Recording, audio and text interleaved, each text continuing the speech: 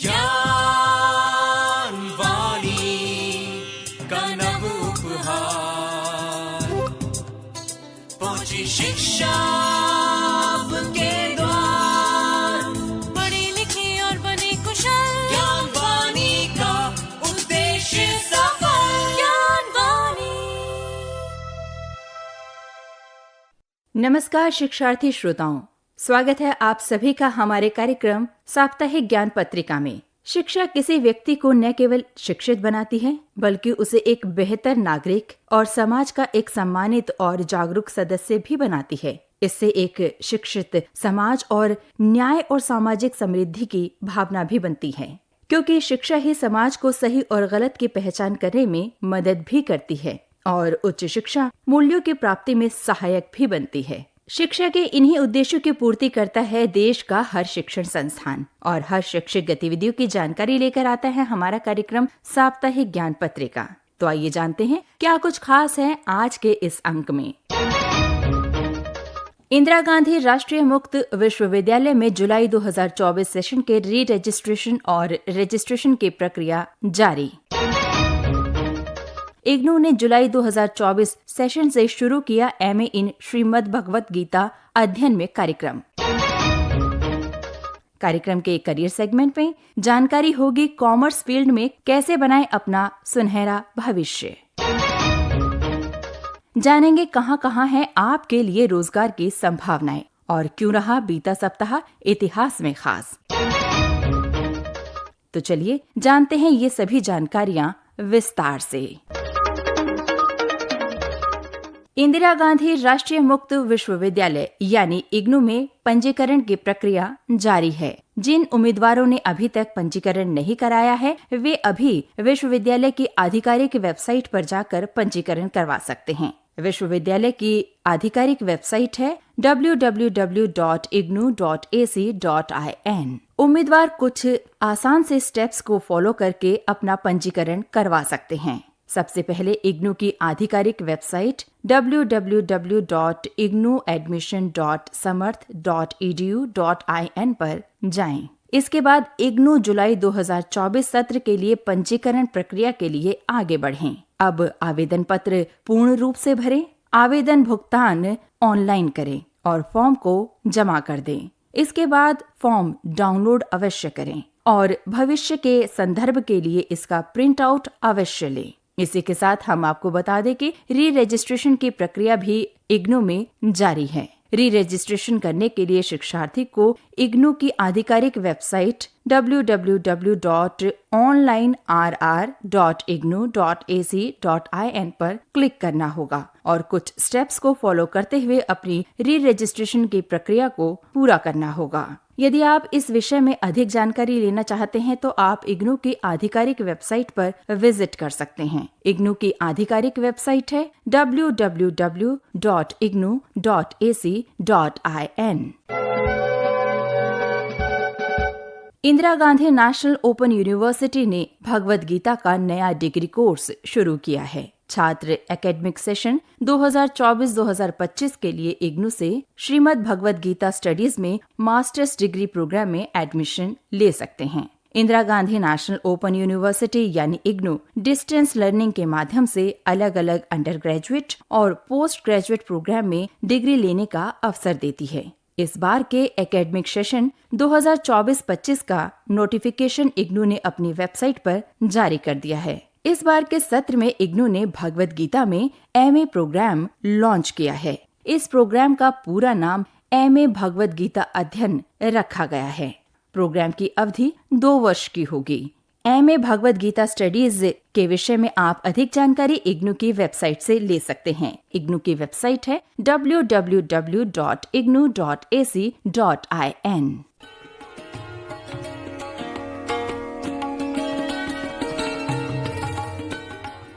इंदिरा गांधी राष्ट्रीय मुक्त विश्वविद्यालय वर्ष में 2 बार यानी जनवरी और जुलाई सेशन में एडमिशन के लिए आवेदन आमंत्रित करता है, जिसके माध्यम से आप अपनी योग्यता एवं रुचि के अनुसार इग्नू के विभिन्न स्कूलों द्वारा संचालित विषयों में स्नातक, स्नातकोत्तर, डिप्लोमा, पीजी डिप्लोमा और सर्टिफिकेट आदि कोर्सेज में एडमिशन ले सकते हैं। और अपना करियर बना सकते हैं। इसके अलावा इग्नू के अंतर्गत विभिन्न विषयों में आप PhD भी कर सकते हैं। आवेदन करने के लिए छात्रों को इग्नू की वेबसाइट ignuadmission.samarth.edu.in पर जाकर खुद को रजिस्टर करना होगा। अपना व्यक्तिगत विवरण, शैक्षणिक योग्यता और अन्य संबंधित जानकारी प्रदान करनी होगी। एक बार पंजीकरण प्रक्रिया पूरी हो जाने के बाद छात्र उन कार्यक्रमों में से जिनमें वे नामांकित होना चाहते हैं उनका चयन कर सकते हैं और ऑनलाइन फीस जमा कर सकते हैं। अधिक जानकारी के लिए आप लॉग इन करें इग्नू की वेबसाइट www.ignu.ac.in पर।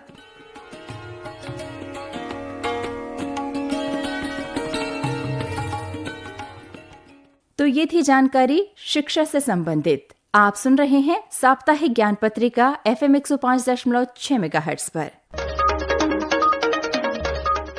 आइए अब जानकारी लेते हैं कैसे बना सकते हैं आप कॉमर्स फील्ड में अपना सुनहरा भविष्य।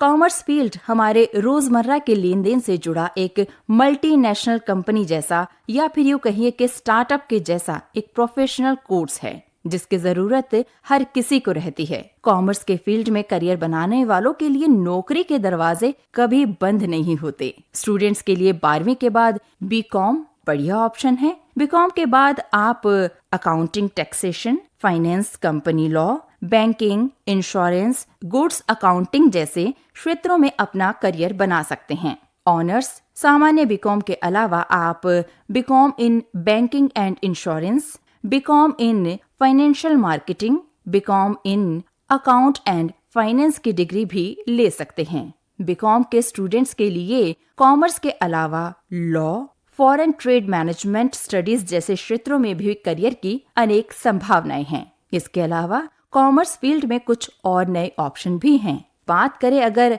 चार्टर्ड अकाउंटेंट की, तो institute of chartered accountant of India CA का कोर्स करवाता है। इससे पहले कॉमन प्रोफिशिएंसी टेस्ट यानी CPT पास करना होता है। CA 12वीं पास करने के बाद किया जा सकता है। इसके लिए अकाउंटिंग की अच्छी जानकारी होना आवश्यक है। कंपनी सेक्रेटरी कॉमर्स के स्टूडेंट्स के लिए कंपनी सेक्रेटरी या CA काफी प्रचलित कोर्स माना जाता है। ये course institute of company secretaries of India द्वारा करवाया जाता है। कोर्स के बाद ट्रेनिंग भी पूरी करनी आवश्यक होती है, तभी कंपनी सेक्रेटरी का कोर्स पूर्ण माना जाता है। अगली फील्ड की बात करें तो कॉस्ट एंड वर्क अकाउंटेंट। ये फील्ड भी काफी प्रचलित है। Institute of cost and work accountant of India cost accountancy का कोर्स करवाता है। 12वीं के बाद स्टूडेंट्स इसमें एडमिशन ले सकते हैं। साल में 2 बार प्रवेश परीक्षा होती है। एंट्रेंस एग्जाम के द्वारा इसमें एडमिशन लिया जाता है। फाउंडेशन कोर्स के बाद इंटरमीडिएट कोर्स पास करना आवश्यक होता है, जिसके बाद फाइनल एग्जाम होता है। वहीं बात करें अगर बैचलर इन बिजनेस एडमिनिस्ट्रेशन की, तो ये बेहद ही प्रचलित पाठ्यक्रम है। BBA 3 वर्ष का कोर्स होता है, जिसमें स्टूडेंट्स को बिजनेस एडमिनिस्ट्रेशन की जानकारी दी जाती है। इसके बाद MBA किया जा सकता है। इसके बाद student HR, sales and marketing, finance जैसे क्षेत्रों में आसानी से नौकरी पा सकते हैं। तो ये थी जानकारी कैसे बनाएं आप कॉमर्स फील्ड में अपना बेहतरीन भविष्य। आप सुन रहे हैं कार्यक्रम साप्ताहिक ज्ञान पत्रिका FM 105.6 मेगाहर्ट्ज पर। आइए अब जानते हैं कहां है आपके लिए रोजगार की संभावनाएं। RRB यानी रेलवे रिक्रूटमेंट बोर्ड के तहत जूनियर इंजीनियर्स के पदों के लिए आवेदन पत्र आमंत्रित किए जा रहे हैं। आवेदन करने की अंतिम तिथि 29 अगस्त 2024 है। इस विषय में आप अधिक जानकारी ले सकते हैं रेलवे रिक्रूटमेंट बोर्ड की वेबसाइट पर। वेबसाइट है www.rrbapply.gov.in। IOCL यानी इंडियन ऑयल कॉरपोरेशन लिमिटेड में ट्रेड अप्रेंटिस और टेक्नीशियंस के पदों के लिए आवेदन पत्र आमंत्रित किए जा रहे हैं। इन पदों के लिए आवेदन करने की अंतिम तिथि 19 अगस्त 2024 है। इस विषय में अधिक जानकारी आप ले सकते हैं इंडियन ऑयल कॉरपोरेशन लिमिटेड की आधिकारिक वेबसाइट पर। वेबसाइट है www.iocl.com। BIS यानी ब्यूरो ऑफ इंडियन स्टैंडर्ड में साइंटिस्ट और यंग प्रोफेशनल्स के लिए आवेदन पत्र आमंत्रित किए जा रहे हैं। इसके लिए आवेदन करने की अंतिम तिथि 16 अगस्त 2024 है। अधिक जानकारी के लिए आप BIS की वेबसाइट देख सकते हैं। वेबसाइट है www.bis.gov.in। आप सुन रहे हैं कार्यक्रम साप्ताहिक ज्ञान पत्रिका FM 105.6 मेगाहर्ट्ज ज्ञानवाणी पर। आइए अब जानकारी लेते हैं क्यों रहा बीता सप्ताह इतिहास में खास। 4 अगस्त 1967 में भारत में दुनिया का सबसे लंबा नागार्जुन सागर बांध बनाया गया। 5 अगस्त 1991 के दिन न्यायमूर्ति लीला सेठ इंडियन हाई कोर्ट दिल्ली की मुख्य न्यायाधीश बनने वाली पहली भारतीय महिला बनी। 6 अगस्त 1906 को प्रमुख स्वतंत्रता सेनानी चित्तरंजन दास और अन्य कांग्रेसी नेताओं ने मिलकर वंदे मातरम समाचार पत्र का प्रकाशन शुरू किया। सन 1905 में 7 अगस्त के दिन ब्रिटिश वस्तुओं का बहिष्कार किया गया और स्वदेशी आंदोलन की शुरुआत हुई। 8 अगस्त 1942 में भारत छोड़ो आंदोलन की शुरुआत हुई। 9 अगस्त 1971 में भारत रूस मैत्री संधि पर हस्ताक्षर हुए। 10 अगस्त 2008 में चेन्नई की एक लैब में एंटी एड्स वैक्सीन का सफल परीक्षण हुआ। तो ये थी जानकारी क्यों रहा बीता सप्ताह इतिहास में खास। आप सुन रहे हैं साप्ताहिक ज्ञान पत्रिका FM 105.6 मेगाहर्ट्ज पर। कार्यक्रम के विशेष सेगमेंट के अंतर्गत आइए जानकारी लेते हैं क्यों मनाया जाता है राष्ट्रीय हथकरघा दिवस यानी नेशनल हैंडलूम डे।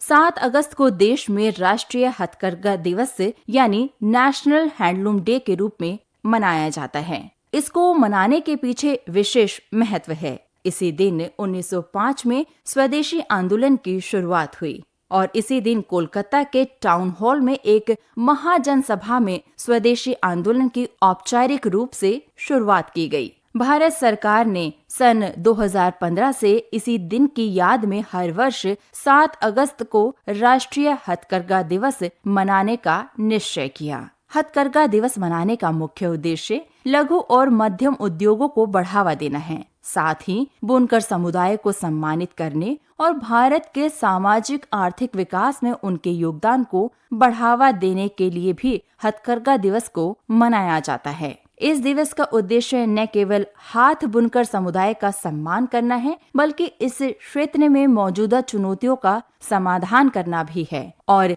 इस क्षेत्र में नए नए अवसर पैदा करना भी इसका उद्देश्य है। राष्ट्रीय हथकरघा दिवस के महत्व को समझते हुए हथकरघा उद्योग से घरेलू उत्पादों की मांग को प्रोत्साहित करने के लिए सरकार ने make in India, vocal for local और आत्मनिर्भर भारत जैसे कार्यक्रमों को बढ़ावा दिया। राष्ट्रीय हथकरघा दिवस मनाने का उद्देश्य इस क्षेत्र में नए अवसरों को पहचानना और नए अवसरों का विकास करना भी माना जाता है। इसलिए हर वर्ष अब 7 अगस्त को मनाया जाता है राष्ट्रीय हथकरघा दिवस यानी नेशनल हैंडलूम डे। तो ये थी जानकारी क्यों मनाया जाता है हर वर्ष राष्ट्रीय हथकरघा दिवस।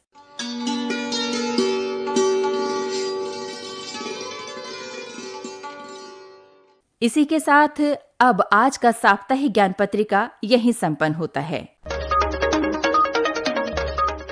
कार्यक्रम में तकनीकी सहयोग दिया PR सेमल ने, संपादन किया सदन लाल ने, स्वर एवं आलेख सविता राणा का और कार्यक्रम के प्रस्तुतकर्ता थे मुकेश सक्सेना। अब मुझे यानी सविता राणा को दीजिए इजाजत। नमस्कार।